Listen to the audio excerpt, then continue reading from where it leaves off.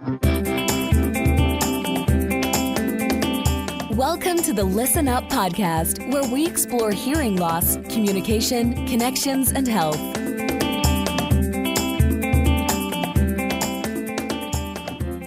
Hey everybody, Dr. Mark Sims here. I'm the host of the Listen Up podcast, where I feature top leaders in healthcare. This episode is brought to you by the Listen Up Hearing Center. I help patients to effectively treat their hearing loss so they can connect better with their friends and family and remain independent.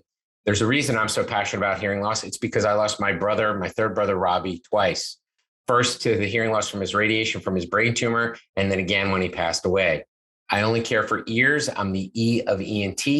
I've performed over 10,000 ear surgeries and taken care of many more with nerve hearing loss. I'm the founder of Listen Up Hearing Center. I'm also the author of the book of the same name, Listen Up, A Physician's Guide to Effectively Treating Your Hearing Loss. If you want to learn more, go to listenuphearing.com. If you have any questions, contact us, use the contact button.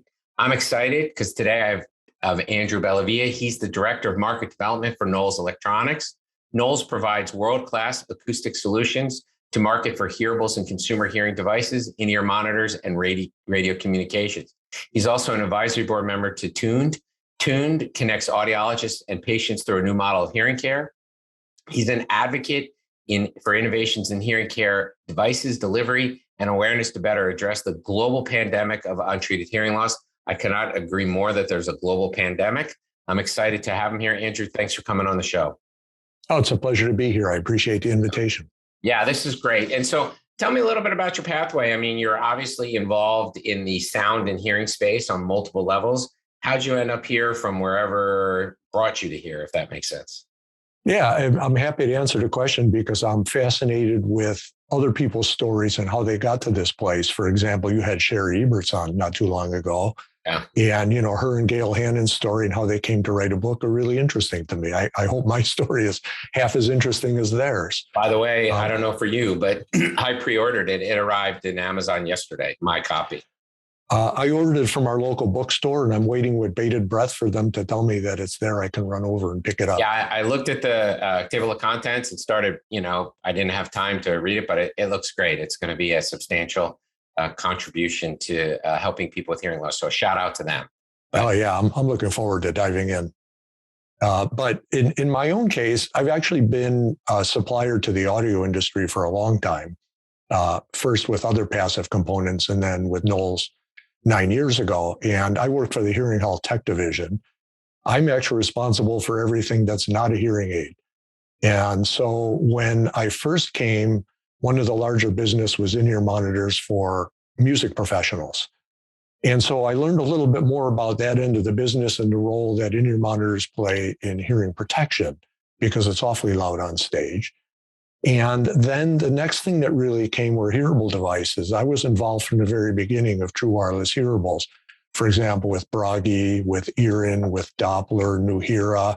And so by working with them, I began to become aware of the hearing field more generally. And of course, working for Knowles, even though I wasn't involved in a hearing aid business, by osmosis, I learned a lot. But really coming from the hearing side and working with the people who are approaching hearing from, a true wireless hearable, the precursors to what would be OTC today. So I began to learn more about the hearing business, how the hearing business works, what are the pitfalls and the barriers to more widespread adoption. And I began to find my voice and speak more on it. And at the same time, my own hearing was starting to decline.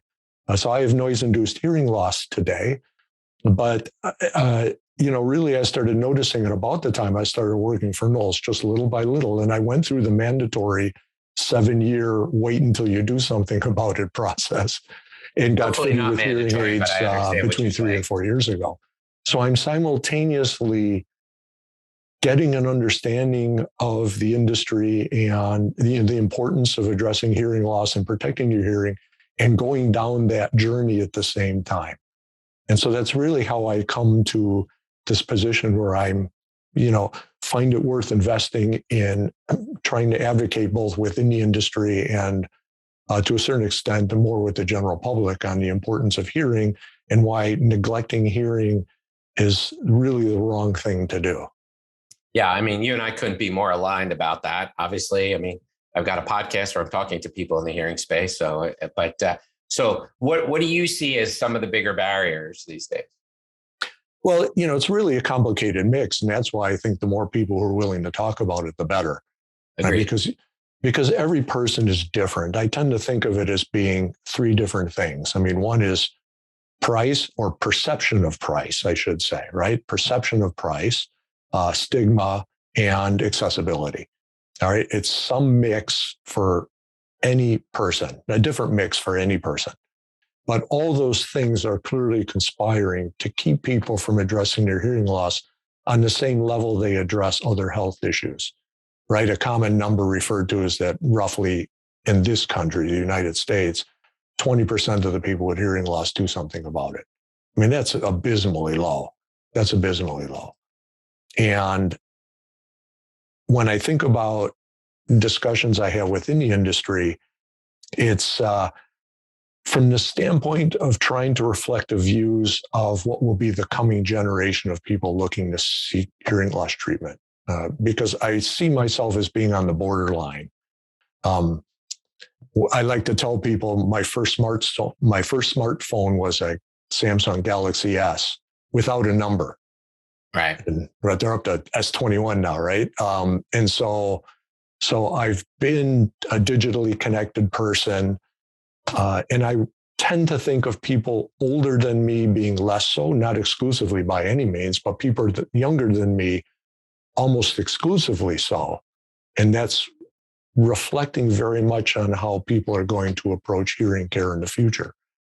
And so within the industry, I like to try to reflect what I think is coming in the way younger people, as they move into needing hearing care, are going, how they're going to research the topic, what kind of solutions they're going to look for, what aspects of the devices are going to add value to them. So, it's only one person's point of view, but I try to share that point of view so that people in the industry can understand what people will be looking for and help address the 80% of the people who are not getting treated today. Yeah, it's an interesting thing. I think one of the struggles is paradigmatically in terms of the paradigm is, what does hearing treatment entail, if that makes sense? In other words, so what is, the model of treatment? And so that's something that's an interesting thing to explore, maybe beyond us. But that to me is probably one of the cruxes of it, because acquisition of devices is different than treatment of a disease. Yeah, absolutely. Absolutely. But what I find in just talking to people, friends of mine I know and family members and so on, is that the treatment pathways are not very well understood. And so a lot of times I'll have people ask me, well, how did you come to get your hearing aids? And I did it by a very classical process. I went to an ENT first to get a medical exam, and then I went to an audiologist who did the full workup. And, I'll describe how it actually took multiple tuning rounds to get it just right and so on. So I'm very happy with having gone through the classical process. And we'll relate that to people, right? So they understand how it works should they, decide to go down that path as well. But at the same time, I'll also say that if this were happening to me, if I were first starting to get hearing loss today, I might very well have experimented with a situational device beforehand. And I'm also convinced that if I had, I probably would have gotten full hearing aids sooner than I actually did. Well, I certainly think over-the-counters and other devices increase awareness, right? I guess what I'm alluding to is more people, the paradigm of treatment, if there is such a thing. So taking out hearing loss, and let's talk about high blood pressure, right? So the paradigm of treatment for high blood pressure, I mean, if you have high blood pressure, yes, I guess you will try maybe exercise and diet modification, but by and large, you'll get the diagnosis, you'll go to a healthcare provider, you'll discuss it, you'll formulate a treatment plan, you'll get a treatment with a prescription, then you'll get remeasurement or validation that your prescription actually is treating it. So they do a follow-up blood pressure, and then you do monitoring. And so that to me is more the paradigm. I mean, I tell patients to avoid what I call the one and doneers, right? Here are your hearing aids, come back and see me if you need me, right? Because that's not a treatment paradigm. That's a acquisition of technology paradigm. But I certainly think there is an entree for people to understand that amplification makes them communicate more effectively. Yeah, well, I mean, let's talk about that because they used a high blood pressure case. How does a person find out they have high blood pressure? Well, From a medical check, correct. Well, I mean, right? so actually, the reason I use high blood pressure and why it's so important is, interestingly, I don't believe that people are good.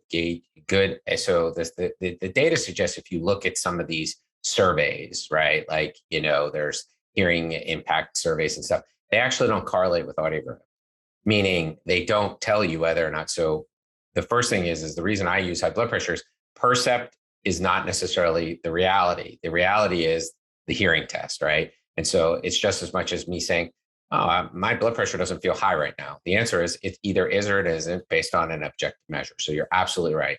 We need an objective measure to determine whether or not you have hearing. I think Right. And the thing that distresses me most of all, and I'm hoping, especially when the John Hopkins Achieve trial, comes to a conclusion, that the medical community will recognize hearing loss as a disease worth preventing or addressing.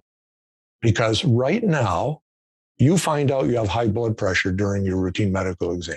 Okay. Right. And as you said, and I've read lots of studies that show that people are terrible predictors of the level of their hearing loss. But if a basic hearing check, an effective basic hearing check were done at annual exam, you would find out in the same way you find out you have high blood pressure. Agreed 100%. So then the question becomes, what do people tell people once they have hearing loss? And what I would posit to you, and this is one of the nuances I do with my patients, what they're told is to go get hearing aids. And what I say is the answer is no, go get your hearing loss treated. And because one is a technology acquisition undertaking, and the other one is a care provision model. And so even our language needs to transition from getting hearing aids to getting your hearing loss treated. And you use that language, but I'm just accentuating the importance of the differentiator.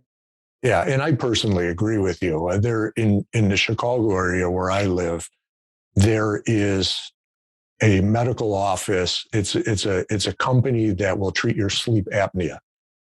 And they advertise on the local radio stations. And what they say is, if you just go to an ordinary place, they're going to send you out with the mask.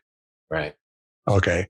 We won't do that. We're going to diagnose, the causes of your sleep apnea and devise the least invasive, effective treatment for your sleep apnea.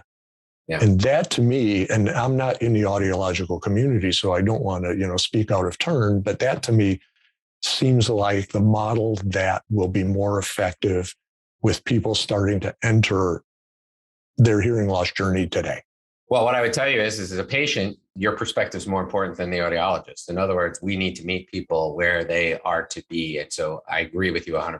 That's correct. So, it's interesting. I saw a patient today who's in the health field who can't get another ailment treated well because they just go from basic to basic to basic treatment. So it is elsewhere, but I agree with you. The first thing is we have to get this in the context of a medical context, not just a part of aging or part of a social inhibitor or something like that. And once we do that, then it does become something worth treating. I mean, one of the interesting things from an evidentiary point of view, though, is when you look at high blood pressure as a model, the health field started treating high blood pressure in the late 50s. The definitive study showing that high blood pressure decreased the risk of heart attack came out in the early 70s.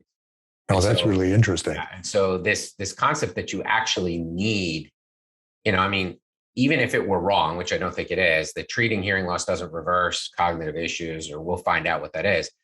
You're still hard pressed not to say like having better hearing and being cognitively stable or more connected can't be a bad thing. So absent the evidence, I think there's a compelling story to treat hearing loss nonetheless. I agree that the Hopkins study will be another key piece, but I think there's very compelling, if people really understand the impact of hearing loss, compelling reason. Well, I certainly think so. I mean, I know a number of people who just slowly withdrew into themselves because of their hearing loss. Well, I felt myself doing the same thing. Yeah. I mean, that was my journey, right? I mean, it's all about, in the beginning, I had more and more of a hard time talking to people when we were in crowded settings. If we had a table, with 8 people and a long table in a restaurant, I stopped losing the ability to hear people that were 2 away from me, right? And, before I finally avoiding that circumstance, right? I started avoiding that circumstance. Or I can't communicate. Yeah, exactly. Or play along. And I'm a social person, and I found myself having increasing difficulty, enjoying myself less. And if a person takes that all the way to the end of the road and never addresses their hearing loss, they have become extremely isolated. Yeah. How can that be healthy? No, it's very tragic, right? It's very tragic, right? It is. And so that's in the stigma portion of it is the thing that bothers me most of all. I say you go from being the life of the party to the party happening around you. Yeah, exactly. And yet people are still hesitant to get treatment because it's somehow connected with aging in an unappealing way, and by denying it. Yeah. I would say people already see your hearing loss. You just don't realize it. Yeah, that's right. That's right. And I think of it this way because I'm a distance runner and I'm an aging distance runner. And I've had to make lots of accommodations in order to still compete as I got older, right? I've got different shoes than I had when I was younger. I've had to retool my training, to avoid injuries as I get older, all those things. I don't think twice about it. I just do it. And yet hearing loss as part of the aging process has a big barrier, a big stigma that goes with it. And that's the thing I wish, if I was asked, if the genie popped out of the bottle and asked what was my one wish, I would say, give me the means to reduce that stigma so people don't do that to themselves. I mean, that's ultimately. Do you think some of the stigma comes from other people having bad experiences with hearing aids? Well, I think there's a lot of different reasons for it. And I see it, interestingly, I see it more with older people than younger people. So I have friends who are my age who had hearing aids, for most of their life, whereas I've only had them for 3 or 4 years. And so, my position is a little bit different. But I know people who will talk about how difficult it was to be seen in hearing aids when they were younger. Yeah, right? Well, definitely. I mean, we have a very hard time getting anybody between the ages of about 12 and 19 to wear hearing aids. Well, and the people I know who did, they took a lot of ribbing for it, okay, or worse, and so that makes them, even to this day, hide their hearing loss and feel uncomfortable about their hearing loss, and other people see that. Sherry told that story. Sherry Eberts told that story, right, with her father, and how she watched her father hide her hearing loss and found herself doing the same thing until she was able to break free of that. Right. So I think that's one. That's one of the reasons. I think the other is just plain, it forces you to think about getting older. And I'm talking about, age-related hearing loss, because if you have hearing loss for other reasons, it's a different story altogether. But, talking to patients, I mean, the response to you need to get your hearing loss treated, in my opinion, is similar to the response. You walk into a store, you're actually looking for something. The person comes up to you and says, "Can I help you find something?" And we all almost reflexively say no, right? And I don't really know why we do that, but that's a very common response, right? Even though you are looking for something. And to some extent, I get the same response. People will say to me, "I don't want to treat my hearing loss." And so following up with that from a question point of view, people will relate kind of 3 circumstances. They'll say, "I have one friend who got hearing aids and returned them. I have another friend who got them and put them in the nightstand drawer. And I have a third friend who has them and complains they don't hear as well."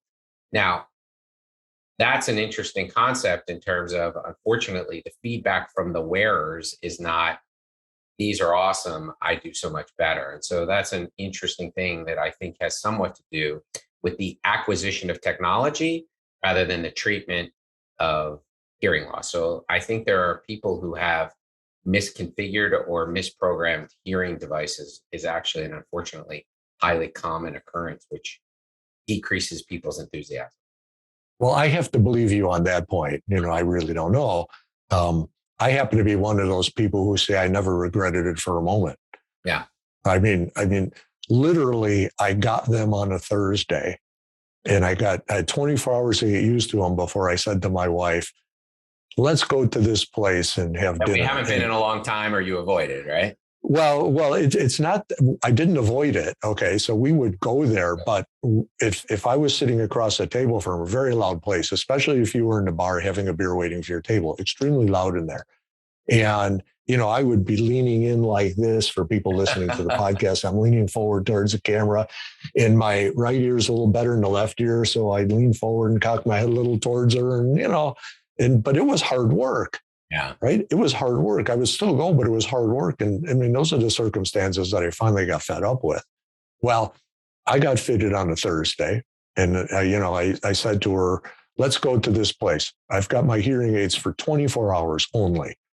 And we went to get our table and we had to wait. So we found a cocktail table in the bar, and we're sitting there talking, and she goes, how do your hearing aids work?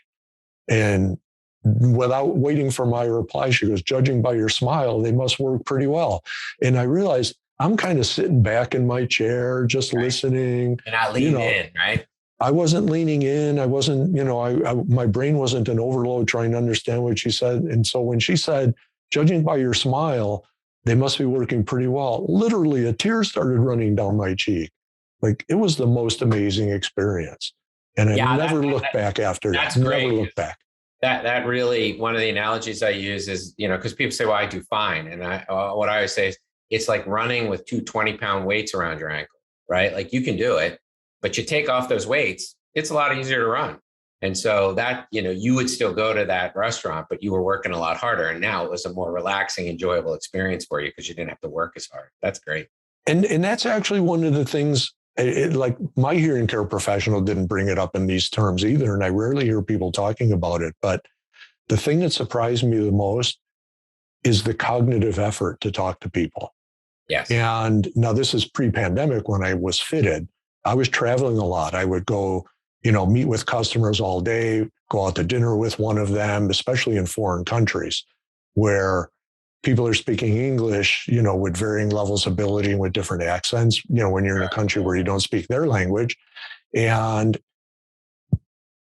at the end of the long days like that, I would be pretty tired. And I just thought that was normal, right? I mean, you're powering through, you go have dinner and jump on a late flight, go to the next city and do it all over again. And, by the end of it, you're washed up. The first time I did one of those trips after I got my hearing aids, I couldn't believe how much better I felt. That's awesome. That totally is a testament, right? You're converted. That's great. But those are the kinds of things I feel are lacking in conversations with people. All right. So look at how we're meeting today by Zoom. Right. I have lots of Zoom meetings throughout the day. I mean, it's not atypical for me to have a 12-hour stretch. Wow. Because it's a global business. So in the evening, I'll meet with Asian people, for example, that sort of thing. Well, I stream the audio through my hearing aids. I'm streaming for this conversation. So I'm getting perfectly corrected audio. I can do this all day and not be fatigued. Yeah, that's great. And so these are the kinds of things I think have to be part of the conversation, because I don't think people realize it like I didn't realize it. Yeah. So the analogy I use is like somebody who lost a leg. And so if you lose a leg, you could get around by hopping up and down on one foot. So there's, first off, one, that's a ton of energy. Okay. The second thing is if you saw somebody who lost a leg, your response would be, boy, they should get an artificial leg, right? So because the lack of the leg is seeable and perceptible, we immediately say it should be rehabilitated. But just because we can't see hearing loss doesn't mean it shouldn't immediately be rehabilitated. Well, in the fact that it typically happens so slowly. Correct. Right. And so, I'm a person who should have known better, really, being in the business I'm in and everything else. And yet I talked myself out of it for years. Well, I think it's hard to perceive your own hearing loss because you're talking about the power of the brain to compensate. With speech reading and contextual skills, people with significant hearing losses, they come into me and they'll say, I don't have any hearing loss at all. And so from a patient point of view, as long as it occurs in your head, what they're saying, you don't have a hearing problem because your brain makes up for it. And that's really what you're alluding to with your travel, was you had cognitive ability to make up for it, but it was a lot nicer to not have to make up for it. Yeah, absolutely. And a lot less effort, and therefore a lot less tiring. Well, this is really great because I think I know you're in the sound and hearing business, and I think that's awesome. But I think what's so great about this conversation, and I really appreciate it, is your willingness to share your own personal journey and contextualize it with, what are the struggles that people have. And, I think you and I are totally perceiving it exactly the same. It's just great to hear a user and somebody say, look, I waited too long, I should have done it. Because this is what gets people. I mean, if I could put this in a bottle and give it to people, this would get my healthcare colleagues and patients to move forward. Well, that's my wish. I have a day job and I do other things on volunteer basis and whatnot. I don't have a lot of time to do it, but what I really wish is that I knew what the magic formula was, to change public perception of hearing loss, because that ultimately, regardless of which of the three reasons, right, people will put it off because they deprioritize it. And I think that's a terrible mistake. I mean, I learned it the hard way. It's a terrible mistake. And anything we in this community can do to help the public understand just what it is they're giving up by not treating their hearing loss, I think would be a very good thing. Agreed, 100%. So this has been great. I appreciate you sharing your personal story, and I appreciate your advocacy in this space. And you, as well as I, look forward to reading their book. So tell me, Andrew, what's your favorite sound? It's the scream tunnel in the Boston Marathon. And you're asking, what's the scream tunnel? No. So where is the location of that in Boston? It's at about the halfway point. Is that the deck park in that area around the? It's Wellesley College. So all the students of Wellesley line up along the rail, and they're all screaming and holding signs and slapping hands as you go by. Well, you get within a half a mile of the college and you hear this sound that sounds like high-pitched bees off in the distance. And the closer you get, it starts to resolve, into hundreds of women screaming. It's a tradition that's been going on for many, many years. And it's always a big lift when you get to Wellesley and start to hear that. It's an instant energy boost. And of course, for somebody with noise-induced hearing loss, I've got the big hole in the middle. Well, the hole in the middle is, right about where the vocal range of screaming college students are. Well, the reason I asked is I went to Boston College, so Heartbreak Hill is more my familiarity in the Boston Marathon. So yeah, right. By the time you get to Boston College, you're saying, "Oh, is this over yet?" And that's why they call it Heartbreak Hill, right? So, well, this has been great. If people want to contact you, Andrew, how do they get a hold of you? So they can reach me on LinkedIn under Andrew Bellavia, and on Twitter, I'm AndyB_Knowles. This is great. Thank you so much for coming on. I really very much enjoyed you sharing your story and your advocacy, and I really admire it. Thank you so much. Well, thank you for the opportunity. I appreciate it. It's been great. Thanks again. Take care. Bye-bye. Thanks for tuning in to the Listen Up podcast. We'll see you again next time, and be sure to click subscribe to get updates on future episodes.